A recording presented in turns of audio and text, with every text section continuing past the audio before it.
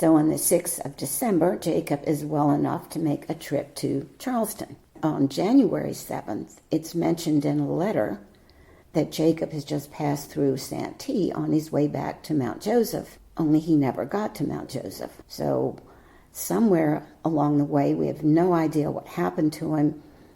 He died. And we don't know when Rebecca found out that her husband was dead. But by the time she did, she'd already suffered another loss. You are listening to Historyman, the platform for historians, curators, and authors to tell their stories of the American Revolution, walk in the footsteps of heroes, and proclaim freedom reigns. On today's episode, we are so very fortunate and happy to have Margaret Peggy Pickett, an independent researcher, author, and living history presenter, and her book, Rebecca Motte, American Patriot and Successful Rice Planter.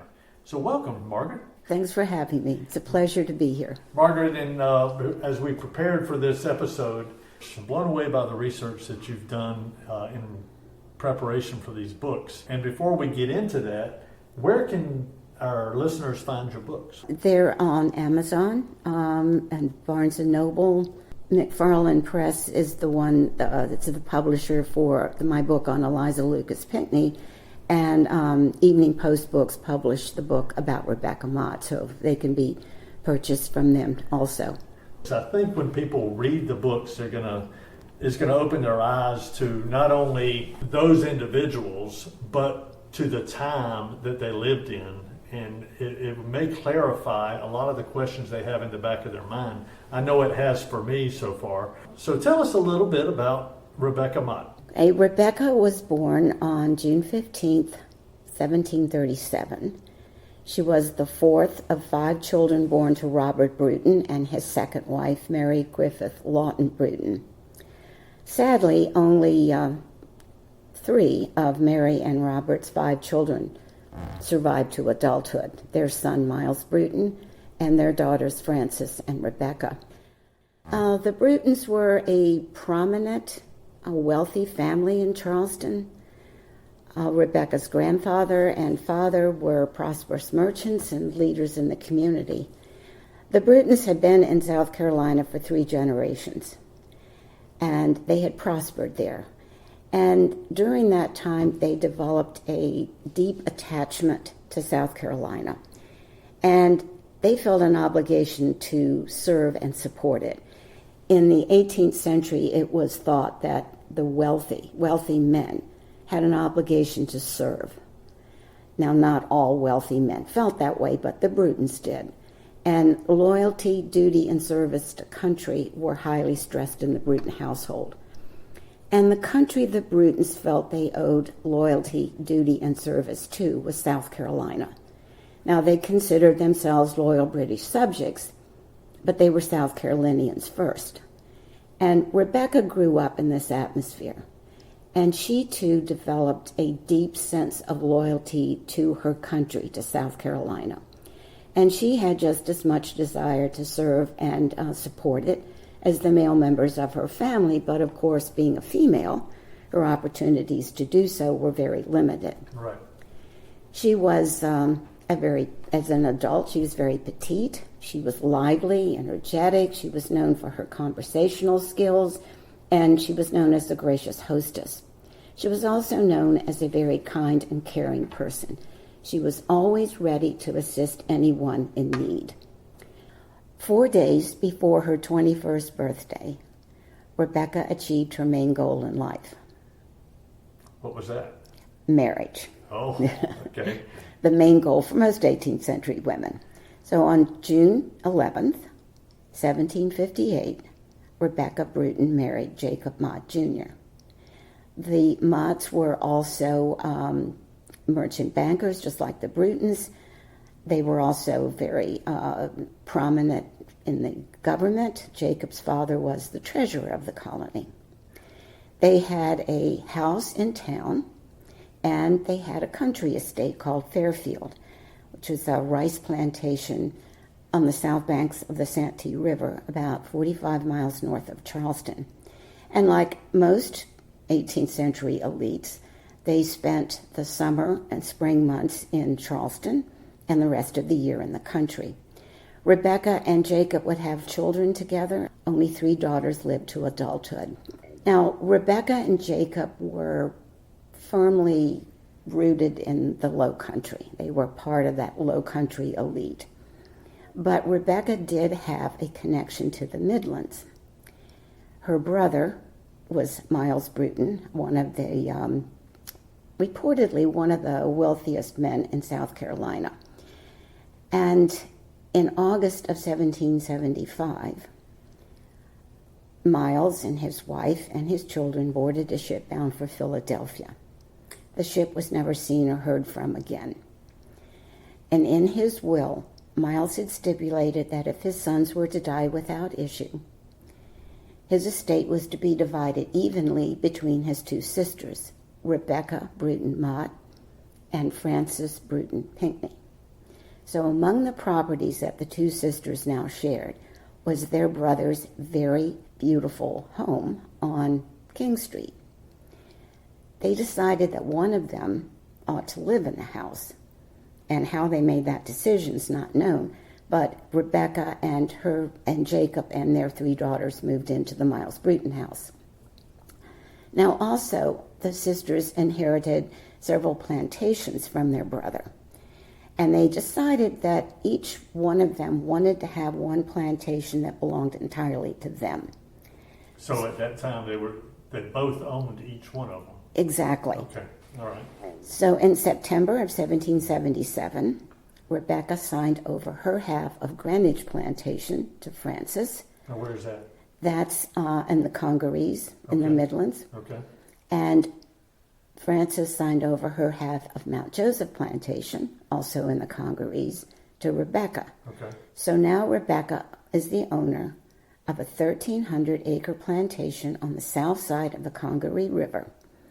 Now, in the 18th century, married women could own property in their own right, but because they had no legal identity, their husbands had to act as custodians of it.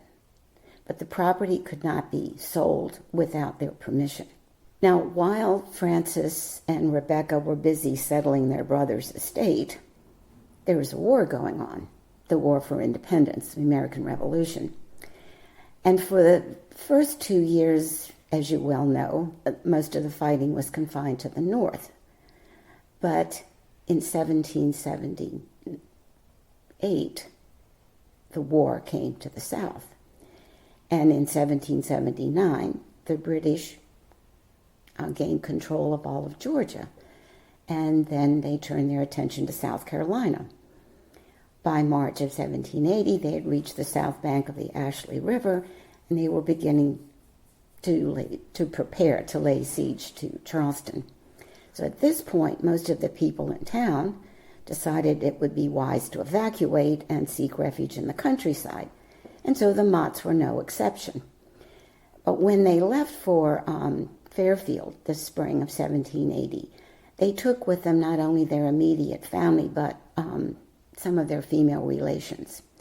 So the group that gathered at Fairfield included Jacob and Rebecca, their 3 daughters, 16-year-old Frances, or Fanny, 12-year-old Mary, 2-year-old Becky, their married daughter, Betsy Mott Pinckney, who was expecting a child in the summer, Jacob's sister, Martha Mott Dart, and her children, and Polly Bruton, who was Rebecca's niece by marriage.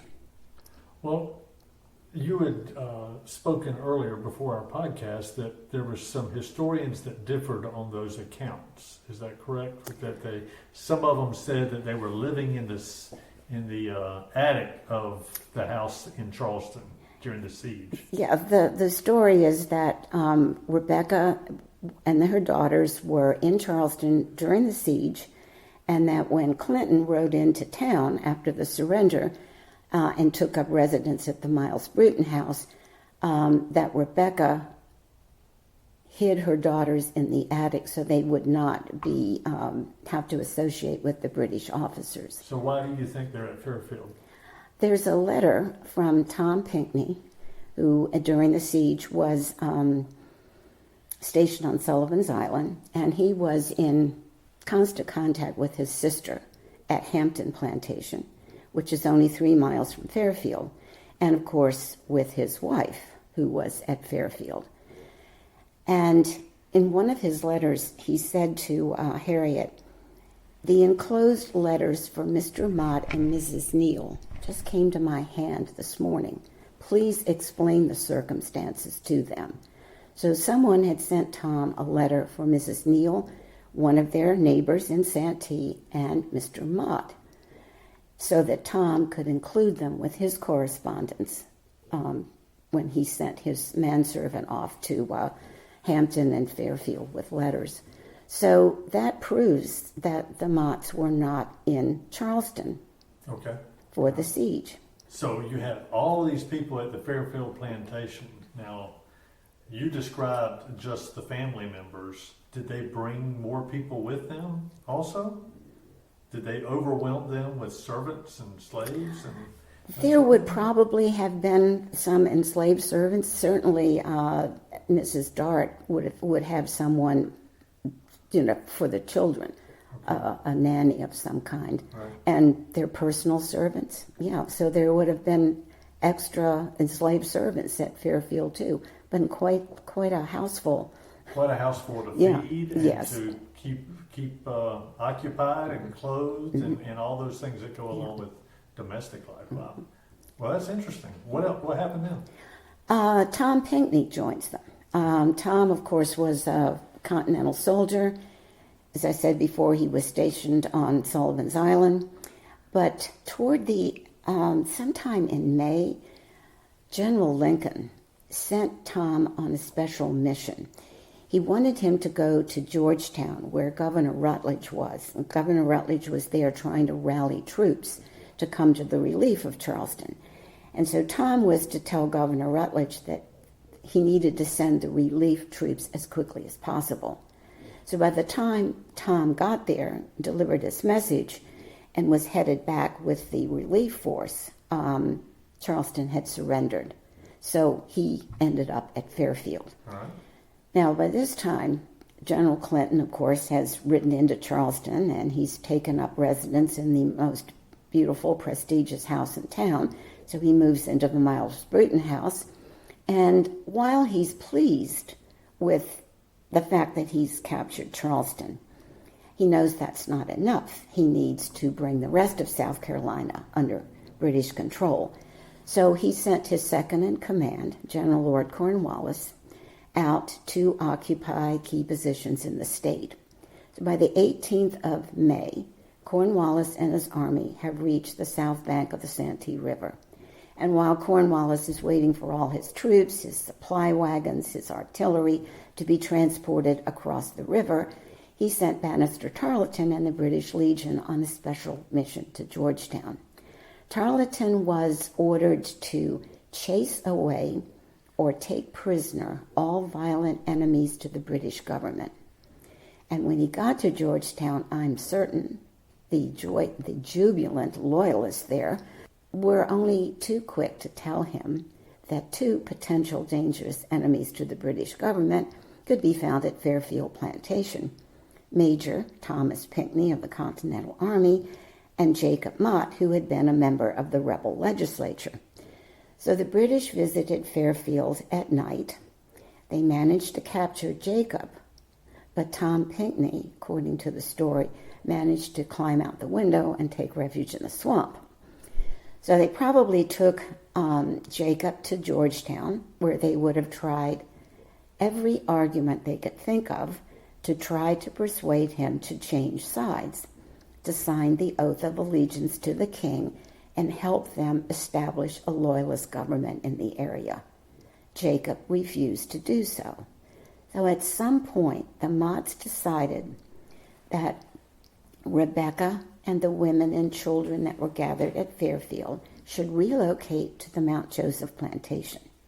Now, why they made this decision is not clear, but it is very possible that the British forced them to go. It would soon be standard British policy to relocate influential Patriot leaders who refused to sign the Oath of Allegiance.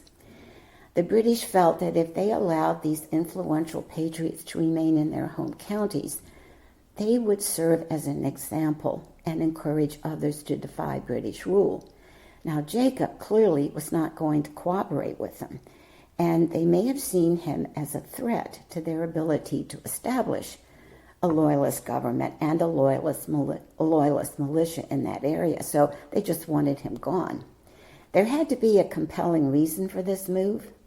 It's a journey of about 80 to 90 miles from Fairfield Plantation to Mount Joseph, and that's an arduous journey for 5 women, one of whom was 7 months pregnant, at least 6 children ranging in age from 2 to 12, any number of enslaved servants and workers, plus everything that Rebecca could load onto barges and wagons, anything that she could take from her plantation, she would have wanted to take with her, because whatever she left behind would in all probability be plundered by the British. So where did they ship her husband off to? Jacob didn't go with them. That's a good question. They sent him to James Island.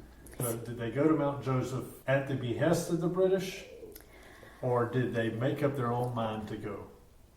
I'm not sure. Okay. It may have been that they made the decision on their own, or perhaps it was a condition that the British that they would go there. Jacob was held at James Island until the end of the summer. Okay. And it's likely that the reason he was released then was because he was not going to be returning to Fairfield, Okay. but rather to Mount Joseph, where an area where he was not known and he had no influence. I got you. So I think they were sort of made the decision, but it was a little pressure was applied. I'm going to go down a rabbit hole right here. Okay. James Island. Do we know where at on James Island that they were held as prisoner, or were they held as prisoner in homes there?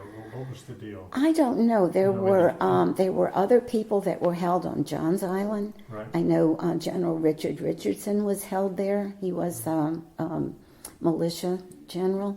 I don't know, but that was one of the strategies of the British, was to remove these people to the island south of Charleston. Okay. So there may have been some place where they built some place for them, or like you say, whether they housed them in different homes. I don't know. So Rebecca is making, and the family is making this arduous trip upriver to Mount Joseph. And where is that? It's on the south side of the Congaree River. Okay. It's close to the town of St. Matthews now. Yeah. Okay. Mm-hmm. All right. I think it's about a mile from McCord's Ferry. Well, how long did it take them to get there? I'm not sure. They were there by the first part of June, because Tom Pinckney, who of course now is a major in the Continental Army, and there is no Continental Army, he got permission from the British to go into Charleston to meet with his brother, Charles Coatsworth Pinckney, who was, of course, a prisoner of war. And he was able to meet with Charles for half an hour in the presence of a loyalist. And he told Charles that he was going north to join General Washington until an army was sent back to South Carolina to liberate it from the British. On the 5th of June, he wrote a letter to his mother, Eliza Lucas Pinckney, telling her that he had just met with his brother, right? On the 11th of June, he wrote again to his mother from Camden. And in between the 5th of June and the 11th of June, he visited Betsy at Mount Joseph. So we know that Rebecca and the others were there sometime in the early part of June. Well, there was no house. There was no owner's house. Where did they live? So they took up residence in a farmhouse, an empty farmhouse on an adjacent tract of land. So this is inherited land that they got from their brother when he died on a ship somewhere, right? Right. And that's all it is land. Well, there would have been like an overseer's cottage and, housing for the enslaved workers. There were sheds, where farm equipment was kept and No so plantation forth. house, though. But no plantation house. So they had to build the house. So Rebecca decided to build a house, and she chose a spot on a bluff standing 250 feet above the Congaree River. Okay. So they're living at the farmhouse. She's having a house built, and their journey was full of hardships. We don't know what they were, but it was in one of the letters. Eliza remarks on she was sorry that their journey was so difficult. So you would think that they could relax once they're at Mount Joseph, but no. The British happened to be encamped 1 mile away at Belleville Plantation. So they're constantly visiting. They're looking for horses. They're looking for fodder. They're looking for food. And then they are hit with wave after wave of illness, including smallpox. So Jacob is able to join them in September. They finally release him from James Island. By December, most of the people at Mount Joseph have recovered their health, except for the youngest Motte daughter, little Becky. So on the 6th of December, Jacob is well enough to make a trip to Charleston. On January 7th, it's mentioned in a letter that Jacob has just passed through Santee on his way back to Mount Joseph, only he never got to Mount Joseph. So somewhere along the way, we have no idea what happened to him. He died. And we don't know when Rebecca found out that her husband was dead. But by the time she did, she'd already suffered another loss. Her 3-year-old daughter, Becky, died at the end of December.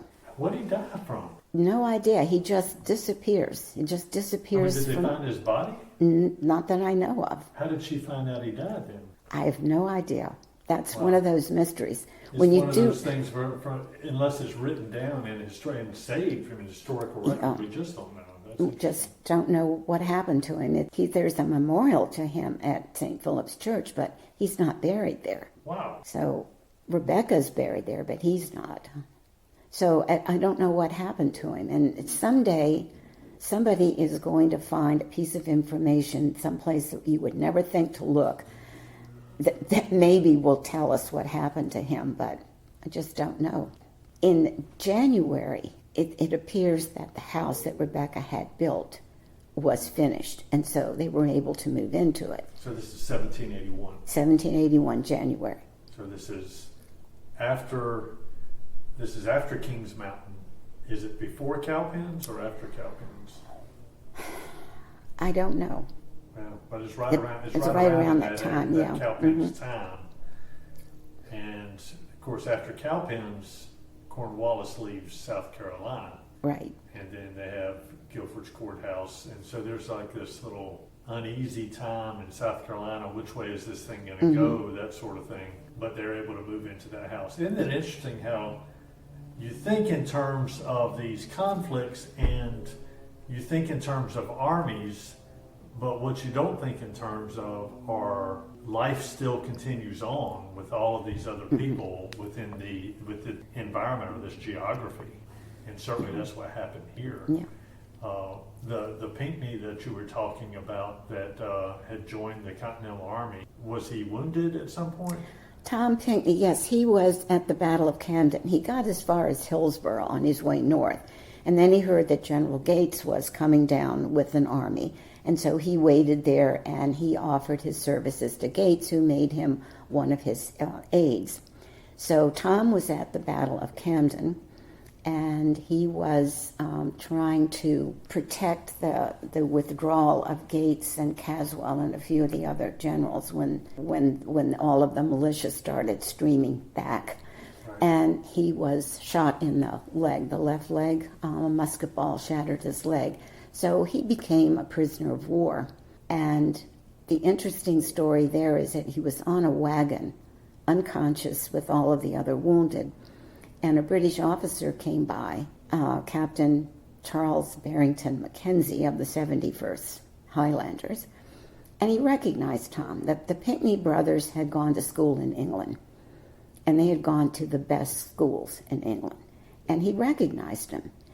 And not only that he was a friend and a schoolmate, Tom had provided some services for Captain Mackenzie's brother, a naval officer, when he was captured by the French, when the French and the Americans were going to retake Savannah from the British. And so Captain Mackenzie had Tom taken into town with the British wounded, and he went to Tarleton, and he persuaded him to send his regimental surgeon to look after Tom. And it was by the sheerest luck and skill of the British surgeons that Tom kept not only his life but his leg. He did come to Mount Joseph, I believe it was in October, when his leg had healed enough that he could be transported, but he had to be transported in a periaga, a boat, and they had to fix the boat so that it would accommodate his bed, because he had to travel in that bed because they didn't want anything to jar his leg and cause it to, any damage to it. Right. But he and I think one of the reasons that Jacob went to Charleston in December was to get permission for Tom to go to Charleston, where he could be looked after by a doctor, because his health was not improving at Mount Joseph. I got you. So when they moved into the house in January, he was not there. He was not there. He and Betsy and the baby. Betsy had her baby in August, about the same time as the Battle of Camden. Okay. So the three of them have gone. They're in Charleston. They're in Charleston by, I believe it's the 16th of January. So who finally moved into that house? All right, it would have been Rebecca and her two daughters by this time. It's Frances and Mary, Polly Bruton, and Martha Mott Dart, and all of her children. So they're all there. Mm-hmm. All these women and children are there, 250 feet above the Congaree River, in this new house, Right. and on this 1,500 acre plantation, and the war is going on around them. Right. Right. And the British arrive. And the British arrive, and they are going back and forth across their property. They're behind the lines, really.